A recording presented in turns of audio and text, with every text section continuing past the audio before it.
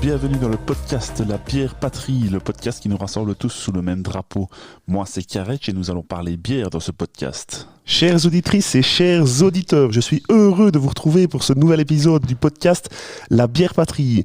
Aujourd'hui, j'ai le plaisir de recevoir comme invité dans ce podcast un homme que j'ai eu l'honneur de côtoyer pendant presque 1 an et demi, si même pas un petit peu plus, tous les lundis. Comme un peu à l'image de nos deux pays qui aiment se chamailler, la France et la Belgique, le courageux Lillois venait rencontrer le taquin liégeois que je suis. J'ai toujours eu un profond respect pour l'homme bienveillant et attentionné qu'il est. Passionné par le liquide houblonné, il est patron d'une cave à bière située à Lille où il propose une grande variété de bières issues des Hauts-de-France, mais pas que. Cet homme est multicasquette. Tout au long du podcast, il va pouvoir nous expliquer la phrase qui résume le mieux son travail, et je le cite: « Mon métier, c'est formateur ». Bonjour à vous, monsieur Vincent Beaumont. Bonjour à tout le monde, bonjour Kevin, et merci de m'accueillir sur ce podcast et chez toi pour cet enregistrement. Ravi d'être là. C'était avec plaisir. Et j'attendais ça depuis déjà un certain temps. On en parle depuis longtemps, mais évidemment la distance fait que on n'avait pas spécialement facile de goupiller la chose, mais voilà. Ça demande un peu d'organisation, mais ça s'est fait finalement. Donc oui, on y arrive toujours. Hein. Quand on le veut, on y arrive toujours. Alors, je voudrais tout d'abord expliquer en 2 mots l'absence du podcast de ces derniers temps. Mis à part 2 épisodes de la fin de l'année 2021, où les podcasts avaient été enregistrés en avance par rapport à leur diffusion, en règle générale, la Bière Patrie est en flux tendu. Même si l'actualité brassicole n'est pas systématiquement évoquée dans le podcast, ce flux tendu nous permet de coller un peu plus avec l'actualité et les nouveautés liées à notre cher breuvage. Donc, ayant eu la grande chance d'être contaminé par un virus fort tendance ces 2 dernières années, les enregistrements ont été mis en mode pause et donc je n'ai pas su diffuser ces derniers temps. Donc, je suis encore plus heureux de vous retrouver cette fois-ci avec, il est vrai, pour mon invité et moi-même, des petits microbes quand même qu'on traînait. Oui. On est quand même un tout petit peu malade. Vous devez l'entendre à la voix. Enfin bon, c'est pas très grave. Alors, je ne sais pas toi, Vincent, mais moi, je commence tout doucement à avoir envie de déguster une bonne bière. Alors, pour tout vous expliquer, il est de coutume que je demande à mes invités ce qu'ils aiment comme style avant de choisir une bière pour l'épisode. En règle générale, ça permet à l'invité de profiter pleinement du podcast et moi, je peux éventuellement préparer des infos sur cette bière. Ici, en l'occurrence, je ne me suis occupé de rien du tout et c'est Vincent qui me fait la surprise de la bière de l'épisode. Donc Vincent, qu'est-ce qu'on va boire aujourd'hui ? On va boire une bière donc, qui est dans la périphérie de Lille, qui est une brasserie qui s'appelle Les Tours du Malte, qui est située à M exactement, et qui a à cœur de travailler des styles de terroir notamment. Et donc on va goûter aujourd'hui la 200 km. La 200 km, c'est une bière qui est constituée de matières premières qui utilise des matières premières qui proviennent de moins de 200 km autour de la brasserie. D'accord. Donc on est sur une vraie bière de terroir, que ce soit pour les maltes, pour les houblons. Ok. Eh ben, on va ouvrir ça. Alors, ouais. On ne va pas le cacher aux auditeurs. Pour ceux qui ont écouté le podcast précédent, on a un autre invité qui est en off, qui va nous ouvrir la bouteille.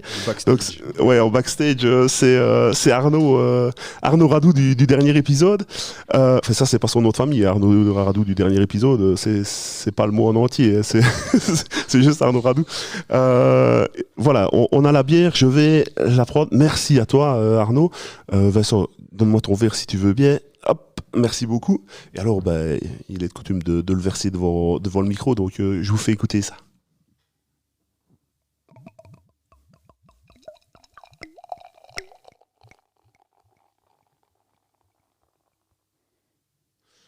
Voici Vincent. Merci Kevin.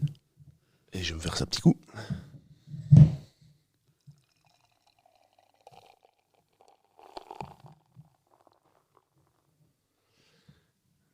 Voilà. Et alors, l'invité, je ne vois pas pourquoi il ne pourrait pas en avoir aussi. Hein.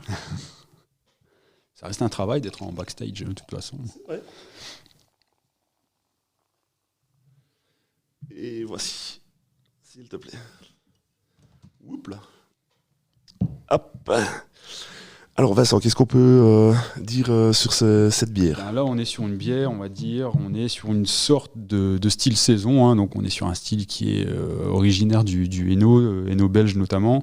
Et là, en fait, donc on est sur une bière qui est assez claire, avec une belle mousse blanche, et en portant le verre au nez, on sent tout de suite le côté houblonné de cette bière-là. Et quelque chose de très très vert, de très herbacé. Ouais, c'est ça, herbacé, ouais. Ouais, et pas floral, mais vraiment herbe coupée en fait. On est dans une prairie en fait sur cette bière-là. Ouais, mais je suis vraiment d'accord avec toi, avec le côté vert, ça me fait vraiment penser à ça. Et j'expliquerai pourquoi quand on l'aura goûté, quand on aura expliqué un peu le goût qu'elle a, pourquoi j'aime en particulier ce style de bière. Mais voilà, on sait déjà qu'on est sur une bière houblonnée. D'accord, ok. Santé, hein. Santé.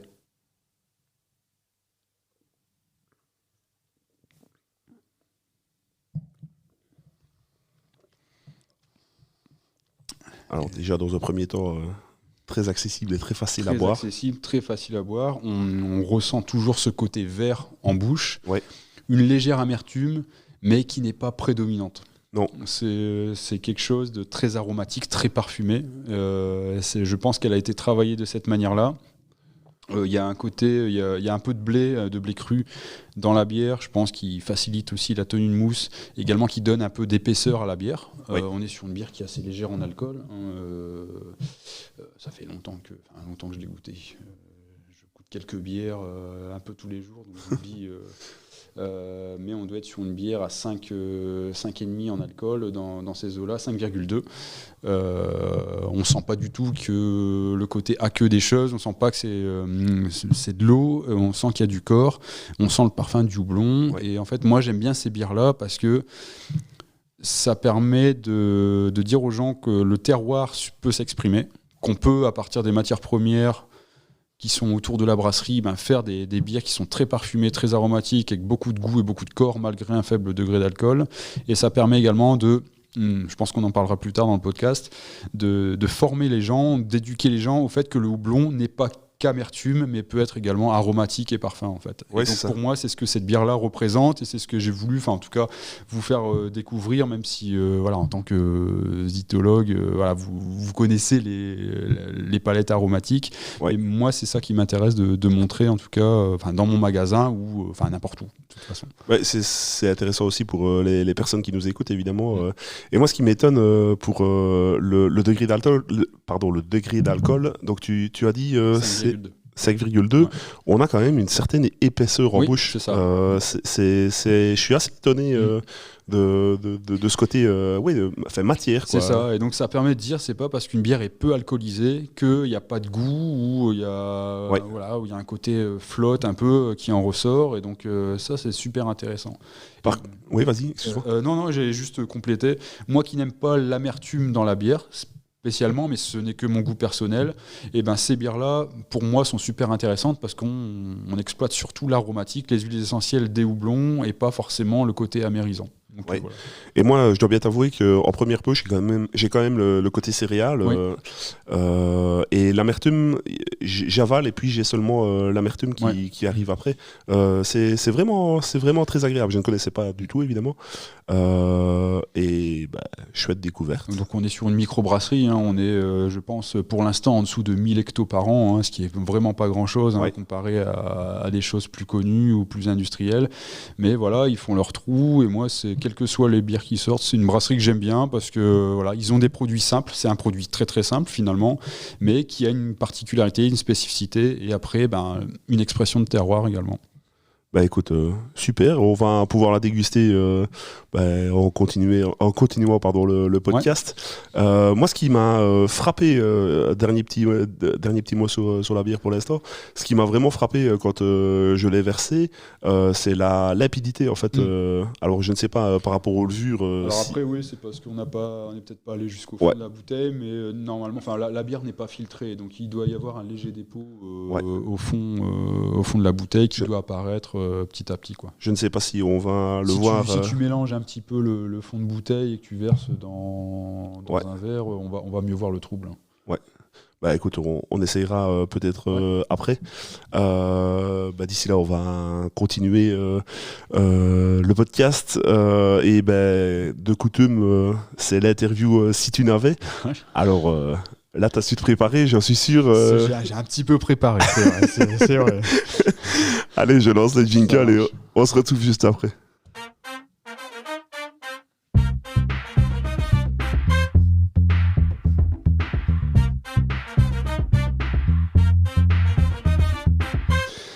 Alors, donc, si t'es préparé, tu connais peut-être même l'ordre des questions. Non, ça, je m'en souviens plus trop. Je vais laisser venir. Donc, si tu n'avais qu'une seule bière à boire jusqu'à la fin de ta vie, ce serait ? Alors, ça serait de toute façon une bière qui est basée sur les céréales et le malt, parce que je trouve qu'une amertume persistante en bouche me donne pas forcément envie d'en reboire une deuxième ou d'en reboire plus tard. Donc, une bière à dominante maltais ou houblonnée mais très aromatique, sans aucune amertume derrière. Et la première qui me vient en tête, c'est mon coup de cœur 2021, c'est la Tibériale de chez Rare. Okay. Donc Rare, c'est une brasserie pareil qui est dans la métropole lilloise. C'est vraiment une micro, une pico, hein. Il a un peu plus d'un an d'âge maintenant, David. Triple, pareil, moderne, dans le sens où c'est tradi, c'est accessible à tout le monde. C'est un peu comme ce qu'on est en train de boire là, c'est très aromatique, il y a un côté houblon frais qui est là, c'est pas lourd du tout, ça se boit tout seul pour 8 degrés. Et donc pour moi, ça c'est une bière en fait qui est très très facile à boire et que je pourrais boire tout le temps en fait. C'est le genre de bière que je prends à la maison, qui fait plaisir à tout le monde. Ouais, voilà. Ok. Super, écoute, on passe à la deuxième. Si tu n'avais la possibilité de travailler que dans une seule brasserie, ce serait ? Ah, alors là, c'est une question difficile. Alors, on en reparlera plus en détail après, parce que je l'ai déjà évoqué dans la présentation, tu as un commerce, donc il ne faut pas te fâcher avec... Non, c'est ça. Et donc, je pense que travailler déjà dans une brasserie qui a un bon développement, dans le sens, un bon développement de gamme, avec une diversité assez conséquente. Et tout de suite, pour la partie Belgique, en tout cas, tu te doutes déjà de ma réponse, ça serait soit la brasserie Mine, que j'adore, pour ce côté à la fois tradi et moderne et accessible à tout le monde, quelle que soit la référence qu'on trouve chez eux, ou la deuxième, alors je suis désolé pour les auditeurs flamands, de Dorter van de Coronar, pareil, qui est dans le même esprit de travail, d'aller chercher des styles très tradis, travailler de manière moderne, en tout cas très clean et très accessible, quelle que soit la référence. C'est vrai que leurs produits sont extra. Voilà. J'ai rarement été j'ai jamais été déçu par... Non, moi j'ai jamais été déçu. Après, on peut ne pas aimer certaines recettes, ça c'est des goûts perso qui parlent, mais voilà, c'est toujours impec. Et si je dois donner des exemples régionaux, moi j'aime bien les produits de la brasserie Saint-Germain, donc les bières Page 24, pareil, qu'ils ont sur le même type de diversité, avec des styles à la fois simples et des styles des fois un peu plus développés, mais qui restent tradis et accessibles. Et c'est une brasserie que j'aime bien, et c'est une des premières brasseries qui m'a ouvert les portes quand j'ai commencé mon projet en fait, quoi. Okay. Donc qui m'a écouté et qui m'a conseillé, mais sans rien forcément me donner, mais ils m'ont donné du temps, et donc rien que pour ça en fait, ce petit clin d'œil, ça peut suffire pour cette question. Bah oui. Si tu n'avais qu'un seul pays brassicole à visiter, ce serait ? Là c'est compliqué, ça je l'avais préparé. En ce moment, je m'intéresse beaucoup au style allemand. D'accord. Tout type confondu, tout ce qui est justement bière de blé, les bières de blé fumé du nord de l'Allemagne, mais aussi tout ce qui est bière de Bavière, en fait, de Franconie, donc basé sur les levures, les Weizen, Hefeweizen, Dunkelweizen. Donc rien que pour ça, déjà pour moi, c'est un pays que je connais très peu, l'Allemagne, et donc sur une visite, un petit périple brassicole, c'est un pays qui me plairait bien de visiter, même si l'Angleterre me plaît énormément, le Canada, le Québec me plairait énormément aussi, mais l'Allemagne, ça me plaît bien. Ok. Si tu n'avais qu'une seule bière à faire déguster à une personne qui n'en a jamais bu, alors ça, peut-être que dans ton magasin, peut-être que c'est déjà arrivé, quelqu'un qui te disait je n'aime pas la bière. Ouais, alors c'est souvent, dans la plupart de tes podcasts, c'est toujours à peu près la même réponse. Et donc moi, j'irais sur une bière pâtissière. Okay. Avec un ajout de lactose. Le lactose dans la bière, ça permet d'atténuer l'amertume, ou en tout cas pas forcément du lactose, mais ça peut être également l'avoine qui donne un côté très soyeux, très velouté. Donc ça serait une bière sans amertume, mais j'irai pas sur une bière acide non plus parce que l'acidité peut rebuter certaines personnes. Et donc après, ça pourrait être un stout, un milk stout par exemple, mais quelque chose de très très doux, plutôt sur le chocolat que le café. Et après, côté fruits, peu importe l'infusion, une pastry sour, mais juste acidulée par le fruit et pas acide, pas péchu, pas agressive en tout cas. Ouais, c'est ça, ouais. Moi, c'est plutôt sur ces bières-là que j'orienterai ces personnes-là. J'irai pas tout de suite sur les vrais criques traditionnels, voilà, qui peuvent être un petit peu, ils peuvent décontenancer un petit peu le palais sur une première fois qu'on goûte ça, quoi. Ouais, et sur le côté pastry, t'aurais pas peur d'écœurer un petit peu Non, parce que après, si le produit est bien travaillé et équilibré, ça peut vraiment le faire. Et après, il y a une autre catégorie que je peux proposer aussi en boutique, c'est tout ce qui est lié aux bières barriquées en fût de vin blanc ou de vin rouge. Et donc, ces barricages-là apportent de l'acidité, mais c'est pareil, c'est pas forcément quelque chose de très tranché en bouche. Oui. Et donc ça peut faire la transition, en tout cas pour les gens qui boivent du vin, entre le vin et la bière. Je fais beaucoup d'analogies entre le vin et la bière pour expliquer aux gens les styles, les goûts, etc. en fait. D'accord, ok. Et alors, la petite dernière, la cinquième, si tu n'avais qu'un seul endroit pour déguster une bière, ce serait ? Ça serait, j'ai envie de dire, peu importe, du moment que c'est en collectif. Bah alors là, en fait, donc ça peut être à la maison, autour de la table, mais ça peut être dans un lieu, enfin un peu dans un bar, ça peut être dans un resto. Tant que, en fait, pour moi, c'est un produit qui est convivial et qui est fait pour être partagé. Donc tant qu'on est en collectif, moi ça me va, quoi. Donc il y a de l'échange. Ouais, c'est ça. C'est super. Eh ben, écoute, je te propose de partir sur la discussion autour de l'invité. Donc je lance mon super petit jingle. C'était l'autre.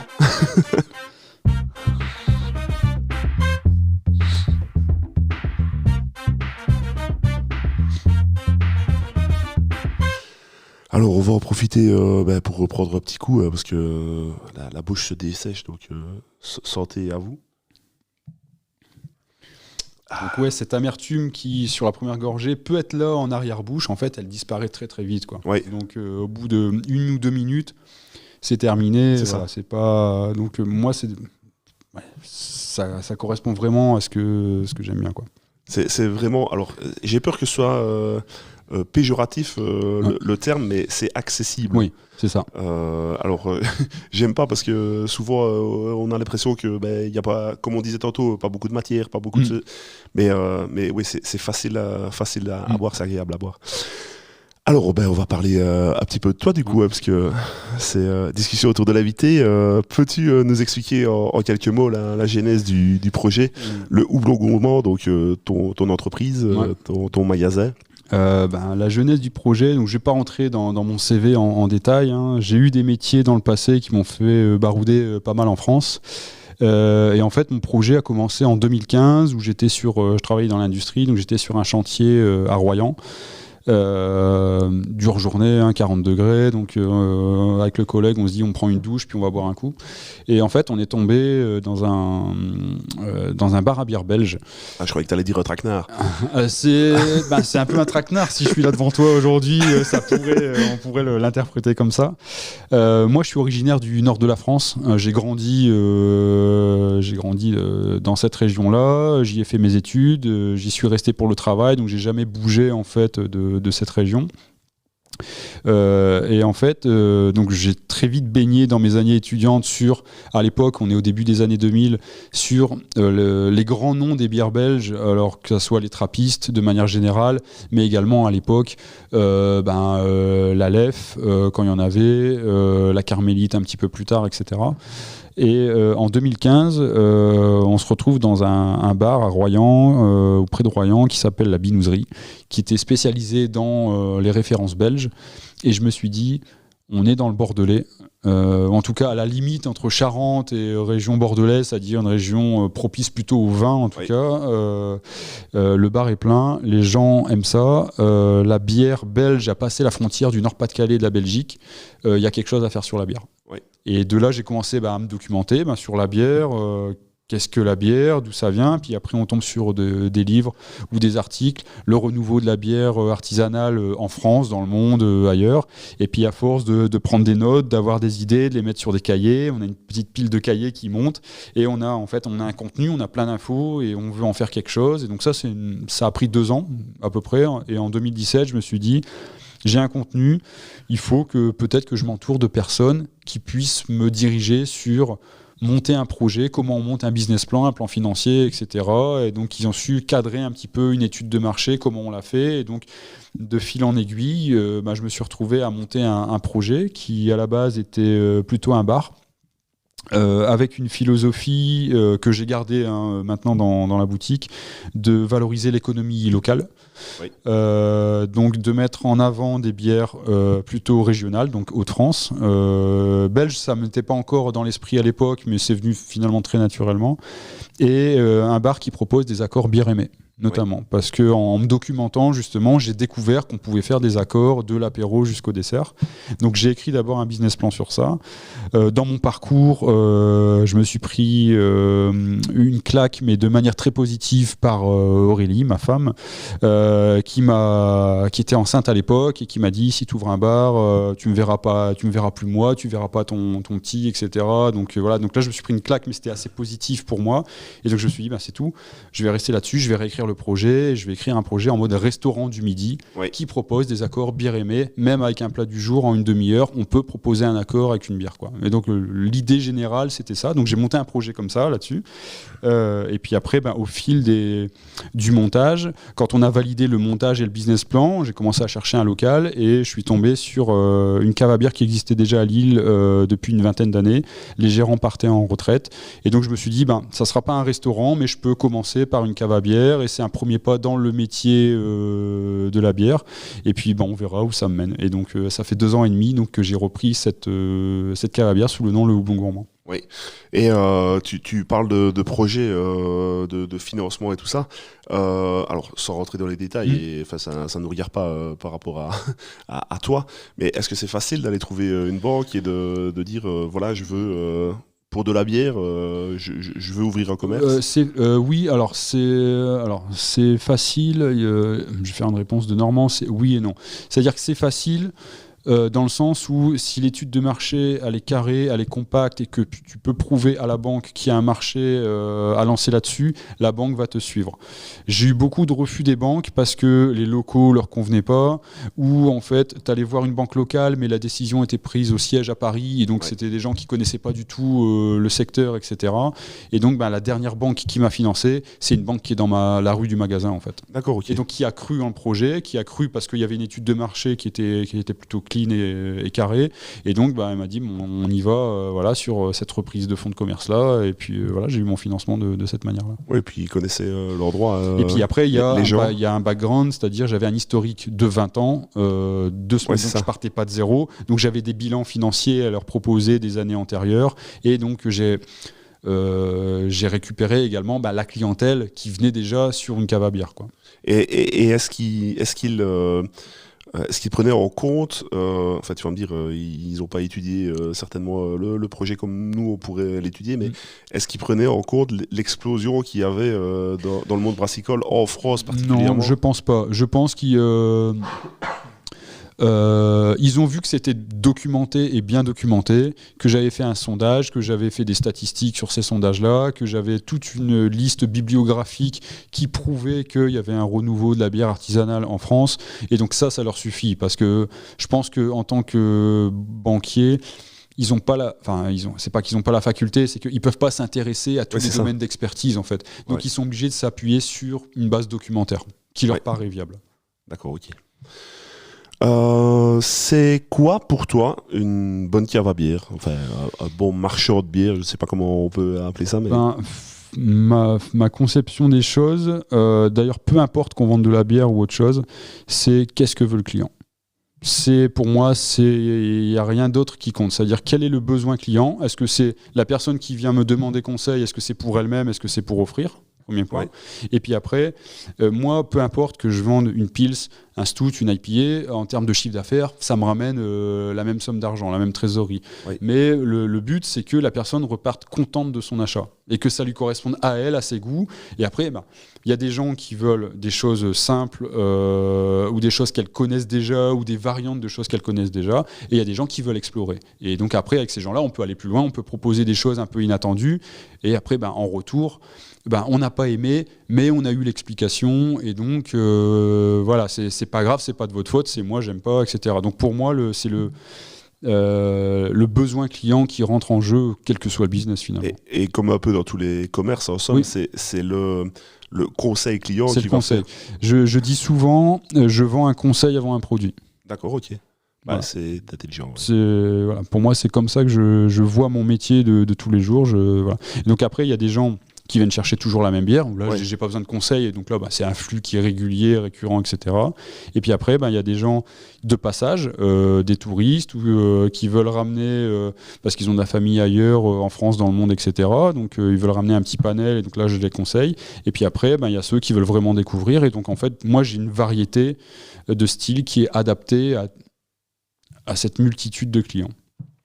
Et tu n'as pas comment est-ce qu'on pourrait appeler ça, une clientèle qui est justement tout le temps sur les réseaux sociaux, qui est... Je pense pas. Je pense que j'ai une petite communauté qui me suit sur Facebook, sur Insta, maintenant un peu sur LinkedIn également pour d'autres raisons.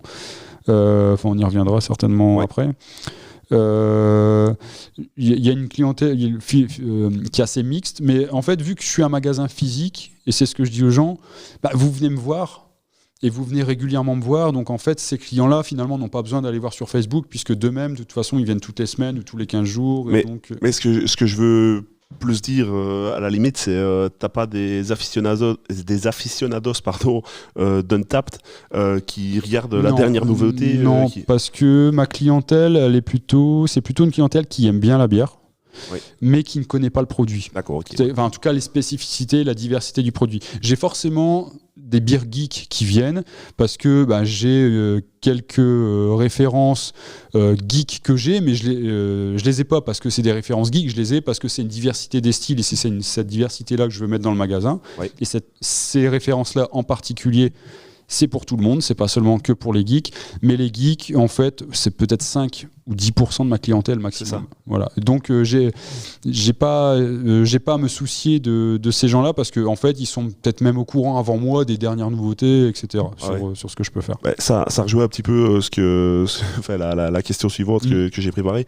Je te demandais ce que tu proposais dans le magasin. C'est quoi réellement les produits que tu aimes mettre en avant ? Alors justement, ça c'est une question qu'on me pose beaucoup. C'est quoi votre bière préférée ? C'est quoi le top du magasin ? Et je réponds texto aux gens, on s'en fout. On s'en fout de ce que j'aime, on s'en fout du top 1, c'est vous aimez quoi ? Ah non, mais c'est pas ce que toi tu aimes, mais ce que les produits que tu aimes mettre en avant parce que peut-être justement, comme on le disait tantôt, la philosophie de la brasserie. Après, tous mes produits sont, on va dire, ou quasi 98% de mes produits sont testés et approuvés. C'est-à-dire que toutes les refs que j'ai dans mon magasin, je les ai goûtées, et donc peu importe la ref, que moi j'aime ou pas sur mes goûts perso, si je pense l'avoir validée techniquement, elle est à mettre en avant quoi qu'il arrive. Et donc dans mon magasin, les bières sont classées par saveur aromatique générale et pas par brasserie. Ok, ouais. Voilà, donc il y a les IPA d'un côté, les stouts de l'autre, les gueuses sur une colonne, il y a les bières fumées et tourbées sur une colonne. Donc voilà, tout est classé avec une signalétique qui permet aux gens, quand je peux pas être là pour un conseil parce que je suis occupé ailleurs dans le magasin ou à la caisse, etc., de pouvoir se repérer très très facilement et d'aller chercher eux ce qu'ils aiment ou de détecter non, ça je veux pas, je vais passer au rayon d'après en fait. Oui. Alors, les amis auditeurs, j'en profite, il le sait bien, 2 ans, je me suis permis de le faire, de le taquiner. On a un invité... On a un invité français, donc on a eu le premier 98%. Et pas 98%. Ah oui, pardon, oui, Ouais, je suis désolé, j'étais trop ne dedans. sois pas. Non, ne sois pas.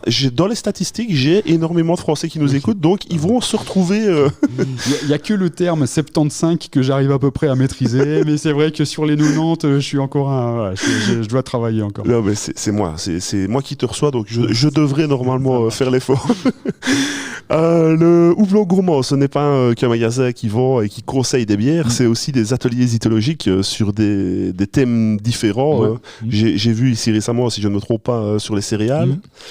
Tu peux nous expliquer un petit peu comment ça fonctionne ? Oui, alors on a mis ça en place depuis le mois de septembre. Donc c'est les ateliers, ça se passe le samedi après-midi de 15 à 17. Mais en réalité, ça se passe plutôt de 15 à 18h30. Voilà, c'est étonnant. Dans la réalité des faits.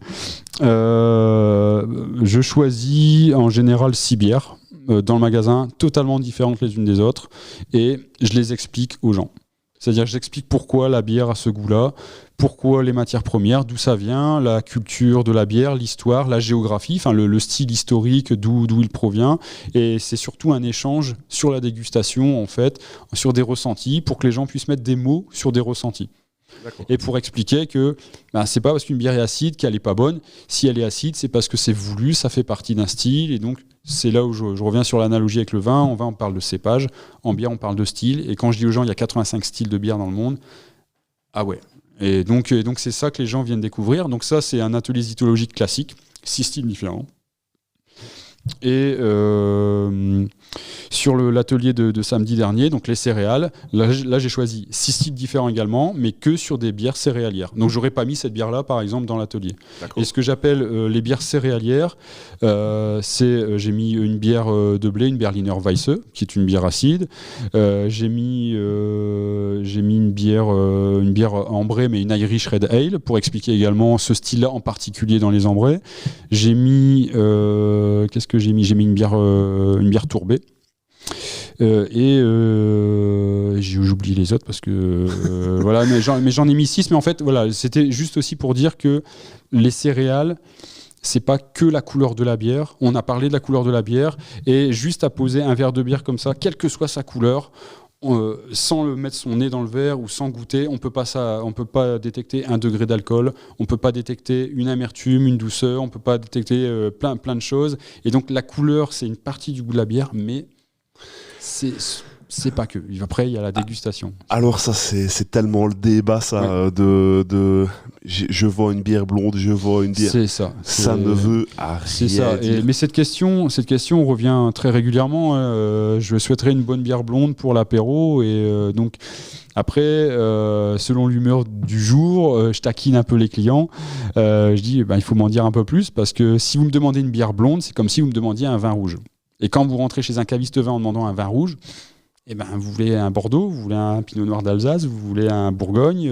Ouais, c'est très bien dit, ça. Et voilà, et donc j'explique toujours de cette manière-là, et les gens comprennent. Mais c'est juste pour ce côté éducation de dire une bière blonde, il faut m'en dire plus. Est-ce que vous voulez une bière légère, une bière forte, une bière douce, une bière amère? Puis après on creuse, et puis après on arrive à une sélection, et puis après les gens se laissent tenter des fois par d'autres styles même, quoi. Mais je pense que c'est historique de dire je veux une bière blonde. J'aime pas la bière brune. Bon, ça apparaît. Par exemple, dans l'atelier de samedi, c'est revenu la Tinte Mido. Voilà, j'ai fait goûter la Tinte Mido. Et dans l'atelier, il y avait quelqu'un qui n'aimait pas les bières brunes et qui a adoré cette bière. Ouais. Parce que considérait que les bières brunes, on va dire trappistes, qu'elle connaissait, Rochefort, Westmalle, etc., côté un peu rond, un peu sucre, que la Tinte Mido n'a pas du tout, quoi. Et très donc, fort sur le café, elle a.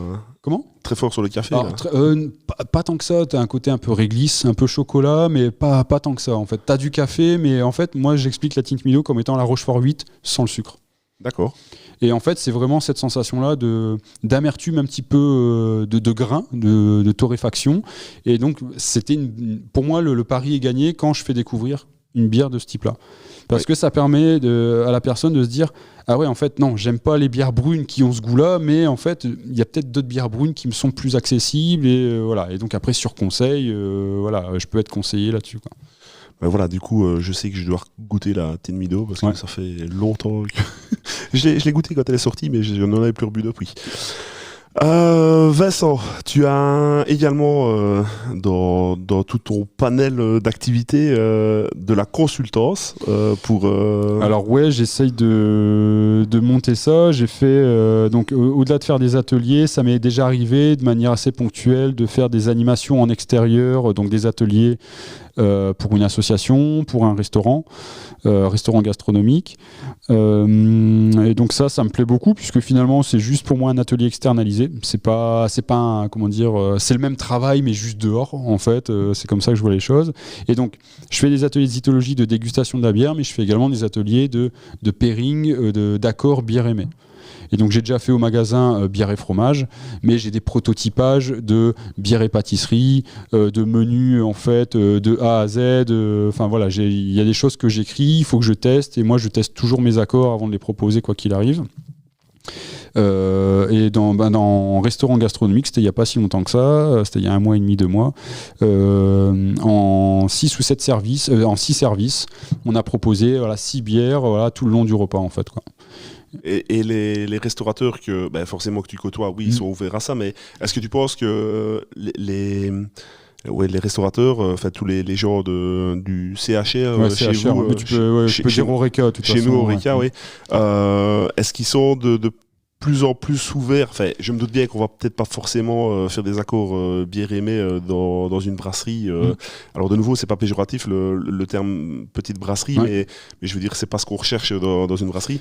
Est-ce que tu penses que les gens sont ouverts à ça? Est-ce qu'il y a de la demande pour ça? Je pense que les chefs qui ont cette demande, c'est des gens qui naturellement s'intéressent à la bière. Les autres, ils peuvent s'y intéresser. Il y en a, justement, le resto avec qui j'ai travaillé, je pense qu'ils savent qu'il y a un potentiel sur la bière, et je pense que c'était un test. Le test était concluant, donc je pense que c'est des événements qui vont revenir peut-être plus tard dans l'année, en tout cas de manière plus régulière. Mais il y a une éducation aussi à faire pour ces gens-là, qui sont le plus souvent, quand on s'adresse à des gens qui ont même 10 ans, mais 15 ans, 20 ans, 25 ans d'expérience, qui ont été formés dans l'esprit du vin, en école d'hôtellerie, et donc qui connaissent très très bien la technicité du vin, mais où là il y a tout à faire sur la bière. Et à ces gens-là, justement, je me souviens d'avoir fait goûter la Rodenbach Vintage. Oui. Et ils ont été étonnamment surpris et positivement surpris. Ça veut dire qu'ils n'avaient jamais goûté ça. Ils ont adoré, mais ils ne savaient pas quoi en faire. Si tu veux, dans les recettes qu'ils conçoivent tout le temps, ils ne savaient pas comment appairer cette bière-là.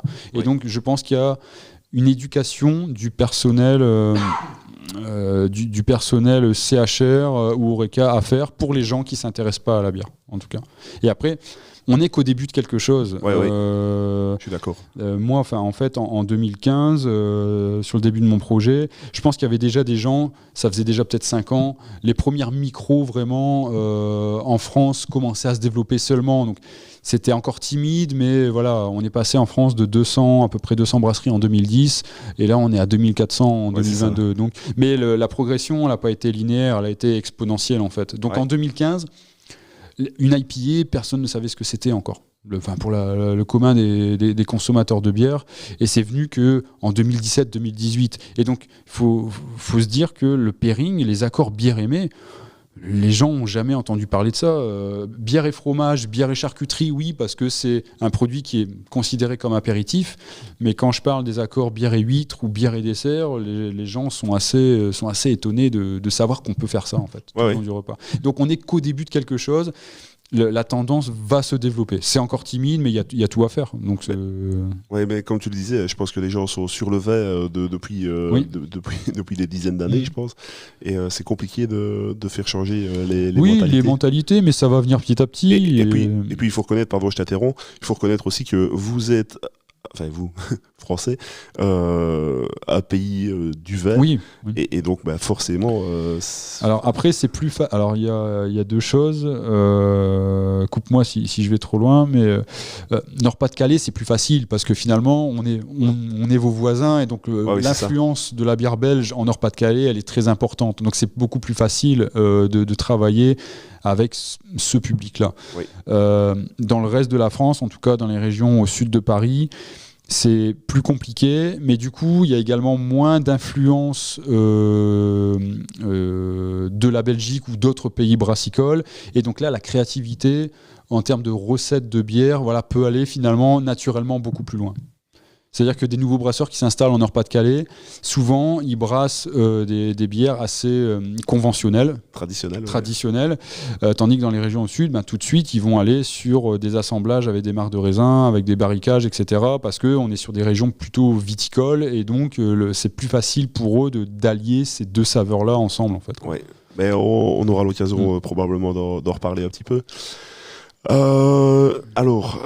Là, je vais devoir relancer mon super jingle parce qu'on arrive tout doucement au super jeu. Alors, pour les auditeurs fidèles, ils savent que c'est souvent absurde, débile. Soit c'est ma petite marque de fabrique. Je lance le jingle et on revient juste après ça.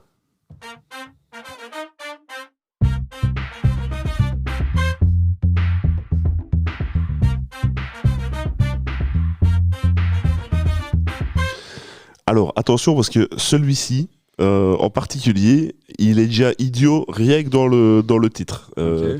Donc, j'ai appelé ça le Biercuse. Donc, c'est la contraction entre bière et Bocuse. Bocuse, tu vois. Okay, ouais. Tu vois, déjà là, c'est ridicule. Donc, je vais te donner, en fait, des classiques de la gastronomie française et je voudrais que tu me donnes l'accord que tu vient à l'esprit. Que tu verrais avec ces plats. Alors, là, on est bien d'accord, on ne juge rien, c'est pas un examen non plus, on fait ça à la volée, donc... ça marche. Alors, souvent, vous pouvez parler avec n'importe quel zytologue qui fait des accords mets et bière, et je pense que c'est valable aussi pour tout, en fait, pour le vin et même pour d'autres choses. Il faut goûter. Donc, quelque chose qui peut fonctionner sur papier c'est exactement ça. Ne fonctionne pas toujours en réalité. Alors, mon cher Vincent, qu'est-ce que tu verrais bien avec le coq au vin? Coq au vin, c'est un plat qui est assez riche, qui peut être caramélisé, qui peut être un peu acide, un peu vineux. Oui. Et moi, j'irais sur une bière qui assèche tout ça, mais ça pourrait être pour une saison même au seigle, avec quelque chose de très épicé, pas houblonné, ou très peu houblonné, voilà, quelque chose qui va vraiment assécher tout ça. Ou ça pourrait être également, pour renforcer ce côté grillé, justement une Irish Red Ale. Parce que l'Irish Red Ale, il y a un côté un peu caramel en bouche qui arrive, et le finish, il est justement beaucoup plus torréfié, beaucoup plus sec. Oui. Et donc ça va éponger un peu le fond de sauce. Donc voilà, peut-être c'est ces deux-là, comme ça, à froid. À tester, si vous voulez essayer. Alors, qu'est-ce que tu verrais avec la ratatouille? Alors, la ratatouille, là, par contre, une bière houblonnée. Bière houblonnée, mais pareil, herbacée, végétale. J'irai pas sur la grande famille des IPA avec des choses plutôt fruits exotiques, etc. Ça n'aurait pas de sens. Donc la ratatouille, il faut aller sur des choses simples comme ça. Mais ça pourrait être une bière de blé. Et justement, en tête, j'ai une bière de blé au fenouil. Et donc ça rajouterait le petit peps anisé qui servirait d'assaisonnement à la ratatouille. D'accord, ok. Alors, la suivante, le suivant, j'en suis fier. J'aimerais savoir ce que tu mettrais avec un bon vieux cassoulet. Alors là, pareil, là, faut trancher là, parce que là, on est sur sur du lourd. On est sur du lourd. Sur du confit. Alors c'est confit. Le cassoulet, c'est un plat qui a beaucoup de goût. Oui. Mais qui n'a pas forcément beaucoup de puissance. C'est comme ça que je le considère, en fait. C'est ultra rond. Oui, c'est très rond, c'est très gras, également, il y a peut-être un côté sucre et umami qui est très là. Et donc là, par contre, c'est pareil. Là, il faut assécher ce plat-là. Moi, je dirais, pourquoi pas sur une bière un peu plus vineuse. Alors, il faudrait le tester, aller sur une Houdebrunn, une Houdebrunn assez sèche, ou une vieille brune, désolé pour les Flamands, une fois de plus, une bière qui apporte un côté vineux et acide. D'accord. Qu'est-ce que j'aime les Houdebrunn. Je pense à la vieille brune de chez Thirier, par chez moi. J'irai pas sur la Duchesse de Bourgogne, parce que la Duchesse a encore un caractère un petit peu caramel et sucre. Et Ouais. donc, ça serait trop. Et donc, en Belgique, j'irais, pourquoi pas, sur la Houdebrunn de chez Verzet. Ouais. Pourquoi pas. Ouais. Pourquoi pas. Alors, le suivant, ça par contre, je vais peut-être l'expliquer, je ne sais pas si tout le monde connaît, l'aligot. Donc, purée de pommes de terre avec de la tome fraîche et à la crème, donc c'est une spécialité auvergnate. Alors ça a tendance, ils le servent en filant, si je ne me trompe pas. Donc voilà, qu'est-ce que tu verrais Alors là, bizarrement, il y a un style de bière qui me vient tout de suite à l'esprit, mais je ne sais pas pourquoi je pense à ça. Il y a des houblons alsaciens qui s'appellent les houblons Barbe Rouge et Elixir, qui vont s'exprimer sur le cassis et les petits fruits rouges, et aller sur une pale ale avec une utilisation des houblons en houblonnage accru. Ça veut dire qu'on va développer les arômes de ces houblons-là. Et donc j'ai une bière en tête voilà, qui s'appelle La Plèbe, par exemple, une brasserie qui a à 45 minutes de Lille, qui utilise ces houblons-là. Pourquoi pas, en fait, parce que c'est une bière qui va être sèche, qui est assez légère et qui va contrebalancer, pareil, ce côté très crémeux en fait, de l'aligot et très gras. Mais après, une bière fumée, ça pourrait être cool aussi. bière fumée, d'accord. Ouais. Sur le fromage fondu, bière fumée, ça fonctionne. Plutôt allemande, comme tu...